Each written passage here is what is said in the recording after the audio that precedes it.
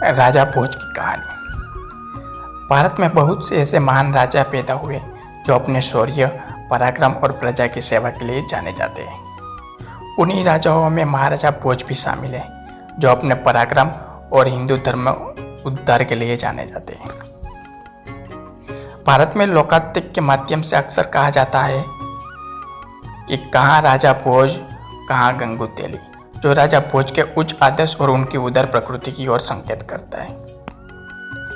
महाराजा भोज भारतीय इतिहास की गाथाओं में अमर महाराजा विक्रमादित्य के वंश के थे और अपने पूर्वजों की भांति उन्होंने भी अपने शौर्य के बल पर दुनिया भर में अपनी कीर्ति स्थापित की।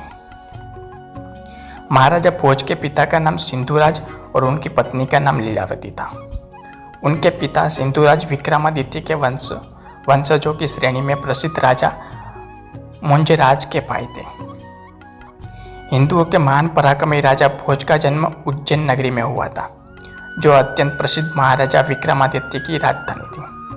महाराजा भोज भी उन्हीं के वंशज थे, जिनमें उन्हीं की तरह पराक्रम और कुशल नेतृत्व भरा हुआ था। राजा भोज अपने पराक्रम और सुशासन के बल पर भारत ही नहीं, संपूर्ण विश्व में नव विक्रमादित्य की ख्याति प्राप्त की। साहित्य में हुई कई शोधों के अनुसार राजा भोज के साम्राज्य विस्तार से जुड़ी बहुत सी जानकारी मलयालम भाषा में मिली है, जिनके अनुसार राजा भोज का साम्राज्य मालवा से केरल तक फैला हुआ था, जो अपने आप में बहुत विस्तृत क्षेत्र है।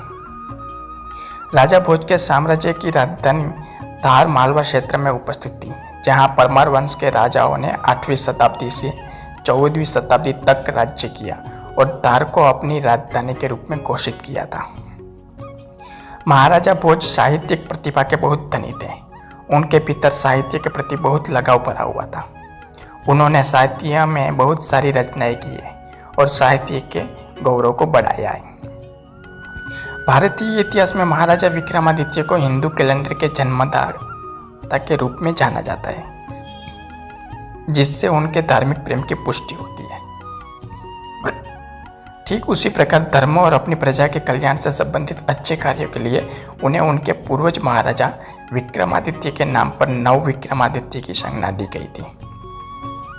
महाराजा भोज आज हिंदू धर्म से घनिष्ठ स्नेह था, जिसके कारण वह लगातार हिंदू धर्म और उनके उद्धार के लिए प्रयास करते रहे। महाराजा भोज को हिंदुओं के पूजनीय भगवान शिव से अत्यधिक लगाव था। वह बहुत बड़े शिव भक्त थे। अपने जीवन काल में महाराजा भोज ने रामेश्वर, केदारनाथ, सोमनाथ और महाकालेश्वर ज्योतिर्लिंग मंदिर जैसे महान धार्मिक स्थलों का नवीनीकरण जीर्णोद्धार करवाया था। मध्य प्रदेश की राजधानी भोपाल का नाम महाराजा भोज के नाम के आधार पर रखा गया है। यह महाराजा भोज हिंदू धर्म महान पक्षकर और संरक्षक थे, जिन्होंने हिंदू धर्म के उद्धार के लिए आजीवन प्रयास किया और अपने संपूर्ण जीवन काल में बहुत से हिंदुओं के सांस्कृतिक स्थलों का जीर्णोद्धार करवाते रहे।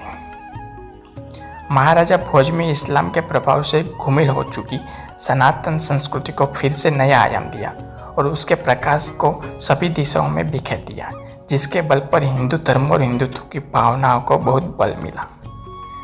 महाराजा भोज कट्टर हिंदू राजा थे। उन्होंने सदैव हिंदुत्व के उत्थान के लिए प्रयास किया, जिसके कारण उसका ज़्यादातर संघर्ष अफगानी इस्लामी आक्रमणकारियों से हुआ, जो हिंदुओं पर आक्रमण कर उन्हें प्रताड़ित करते थे और उनका धार्मिक स्थानांतर करते थे। महाराजा भोज हिंदू धर्म को बचाने के लिए इस्लाम के आक्रमणकारियों से हमेशा लड़ते रहे और उन्हें पराजित भी करते रहे। भारतीय इतिहासकारों का मानना, जब मोहम्मद गजनू ने सोमनाथ मंदिर पर आक्रमण कर उसे पूरी तरह लूट लिया था, तब राजा भोज शासन कर रहे थे। भारत का यह प्राचीन सोमनाथ मंदिर भारतीय हिंदू सभ्यता और संस्कृति का प्रतीक था। सोमनाथ पर आक्रमण करने के बाद मोहम्मद गजनू ने मंदिर में उपस्थित बहुमूल्य चीज़ों को लूट लिया। जब उन्हें इस बात की खबर लगी तो उन्होंने हिंदू राजाओं और सेनाओं के साथ मिलकर मोहम्मद गजनी पर आक्रमण कर दिया और उसे यहाँ से भगा दिया। साहित्य में हुई शोध के मुताबिक उन्होंने तुर्कों पर भी विजय हासिल की थी। इस्लामिक विरोध के कारण उनके साम्राज्य पर बहुत से इस्लामी आक्रमणकारियों ने हमला किया, लेकिन उन्होंने उन्हें हावी नहीं होने दिया।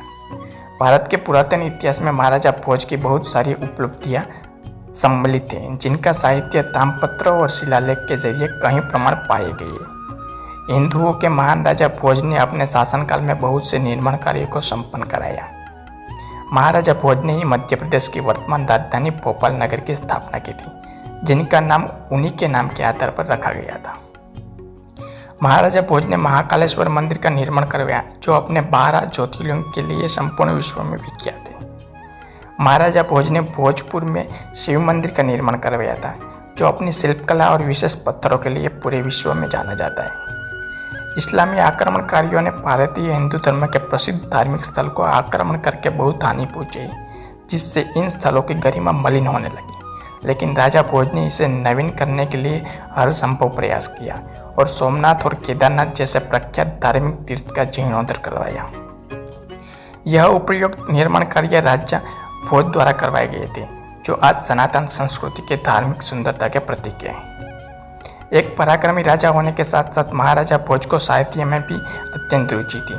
अपने जीवन काल में महाराजा भोज में बहुत सारी रचनाएं की।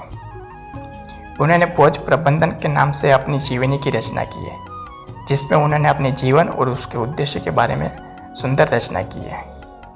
केवल इतना ही नहीं, महाराजा भोज में गद्य काव्य में चंपू रामायण की रचना भी की, जो उनकी की गई रचना में सबसे ज़्यादा लोकप्रिय है। साहित्यिक शोध के मुताबिक महाराजा भोज के दरबार में 500 से अधिक विद्वान रहते थे। अपनी इन चर्चित रचनाओं के अलावा महाराजा भोज ने अन्य बहुत सारी रचनाएं भी की, जिनमें चारु चर्चा, तत्व प्रकाश और प्राकृत व्याकरण जैसी रचनाएं भी शामिल है। महाराजा भोज भले ही हिंदू धर्म के शूरवीर और महान राजा थे, लेकिन मृत्यु के पहले अपने जीवन के आखिरी दिनों में उन्हें चालुक्य वंश और अन्य कुछ वंश के राजाओं से पराजय का सामना करना पड़ा था। राजा चालुक्य के साथ युद्ध में महाराजा भोज को बुरी तरह पराजय का सामना करना पड़ा, जिससे उनका स्वास्थ्य संतुलन बिगड़ता गया और उसी दौरान उनकी मृत्यु भी हो गई। महाराजा भोज ने इस्लाम के चंगुल में फंसे हिंदू धर्म को उबारने के लिए आजीवन प्रयास किया, जिसके अंतर्गत उनके द्वारा हिंदू धर्म के धार्मिक स्थल का नवीनीकरण कराया गया। आज इस कहानी के जरिए हमने महाराजा भोज का इतिहास और उनके विषय में बहुत सारी बातें बताई। महाराजा भोज को आज भी उनके इन महान कार्यों के लिए उन्हें याद किया जाता है। आशा करता हूँ कि इस महान व्यक्तित्व के जीवन से जुड़ी हुई कहानी आपको बेहद पसंद आई होंगी। यह रोचक स्टोरी आपको कैसी लगी, कमेंट ज़रूर करें।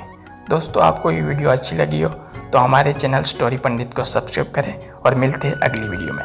धन्यवाद।